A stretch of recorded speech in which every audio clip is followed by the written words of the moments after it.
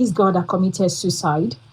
This is what I don't want to hear. I don't want to hear that question. Why did she leave her place, pay transport to go and meet a man if she did not want to have anything to do with him? I don't want to hear that excuse. I don't know if she was raped or she was not raped. I believe that their lawyers should be able to argue that. But I don't want that statement that says, why did she travel all the way to go and meet this guy? Whether she traveled all the way from London to go and meet the guy. Rape is rape. There is something called spousal rape. Your spouse can rape you. Your boyfriend can rape you. What is the definition of rape? Google it. Rape is any sexual intercourse between a man and a woman that was non-consensual, like there was no consent, that was forceful. That consent can be withdrawn at any time. I could be like, oh, I really want to do this thing. I accept. I traveled all the way and I arrived. And at some point, because of one reason or the other, my mind may be changed. I mean, like, oh, I can't do this anymore. In that moment, if you forcefully try to do anything, it is called rape. In case some of you don't know, there's something called spousal rape. I know a woman that was constantly being raped by her husband.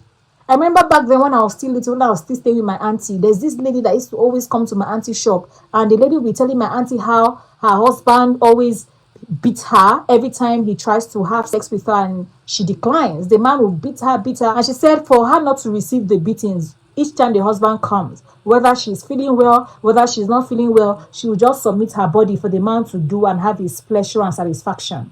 I didn't hear them say, when I was with my auntie, I used to hear that woman, she will come there every day and be telling my auntie what she's going through. There is something called spousal rape. In case some of you don't know, consent can be withdrawn at any time.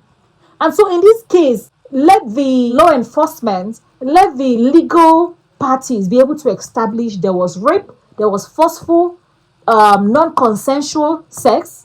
If that is able to be ascertained or to be established, the man will go in for it. And if they are unable to ascertain it, he may walk free.